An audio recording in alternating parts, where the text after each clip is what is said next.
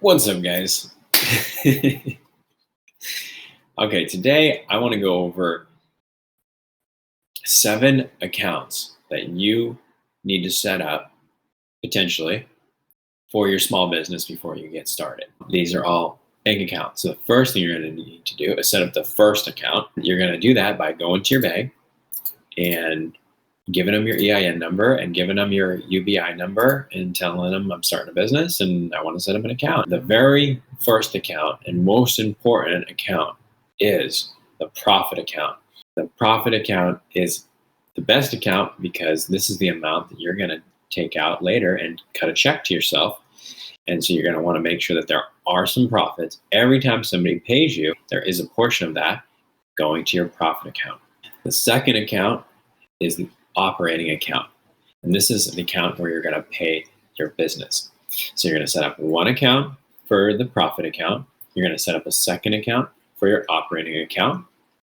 And you're going to have 3, 4, and then we're going to talk about the rest. But you can see we need multiple accounts, one for profit, one for operating, one for a few other. In the operating account, this is where you're going to pay the business. It's like the lifeblood of the business. And whatever comes as far as expenses is going to get paid out of this account. As you can imagine, a lot of people have very large operating accounts. They want to make sure that they have enough to cover what they need for the business. And then if they have a profit account, they're paying themselves a certain amount of profit account, but they may pay themselves more once they have all of the operating account done.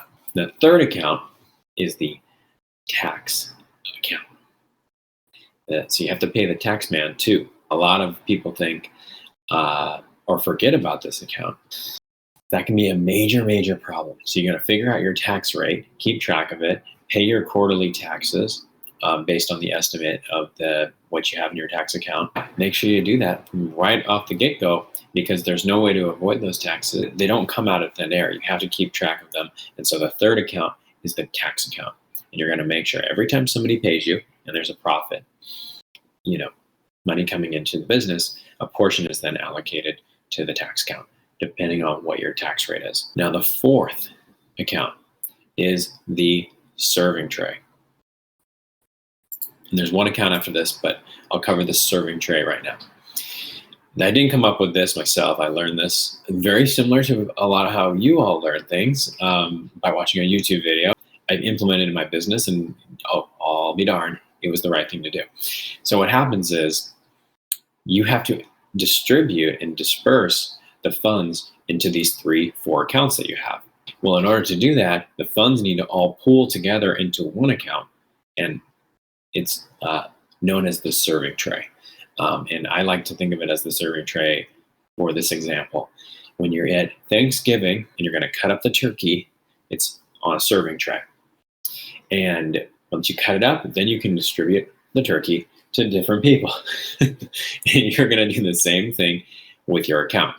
So in the serving tray, you're going to figure out what portion goes to taxes, what portion goes to the operating account, what portion goes to the profit account. And that is going to start in the serving tray. So it pools together in the serving tray. Everything comes through the serving tray. And then you can figure out what portion to allocate to which account. And then another account, this is like a bonus, is you may have a retainer account. So some people are going to advance fees to your business. Well, those fees are not actually earned until you have done the work. And so you have a retainer agreement with your client. And I would not recommend putting these into your profit account because they're not profits yet. They are retainers. And once those fees are invoiced, then you take that from your retainer account to the serving tray, and then you distribute it as such. The 7th account is the bonus, number 2, and that is the credit card. And the credit card is an important account as well because it helps you keep track of your expenses. At first, you don't really need a credit card, and I wouldn't even recommend having a credit card right out of the gates, right off the bat. You got to figure out how much expenses you're really going to have, And you do that with a debit card at first, and then you transition. But if you already know, okay, I'm going to have about this much coming in, I'm going to have about this much coming out, then you might as well get a credit card set up, because eventually you're going to have a credit card for your business, more than likely. And this makes it a lot easier to then link it to your software, your invoicing software, your accounting software.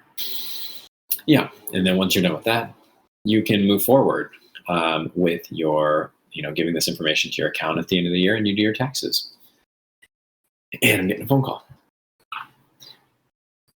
Sorry about that. Anyways, thank you for watching this video. And it means the world to me if you like, subscribe, hit the notifications button. If you like this video, we can get it out to more people. And yeah, we'll see you next time. Thanks.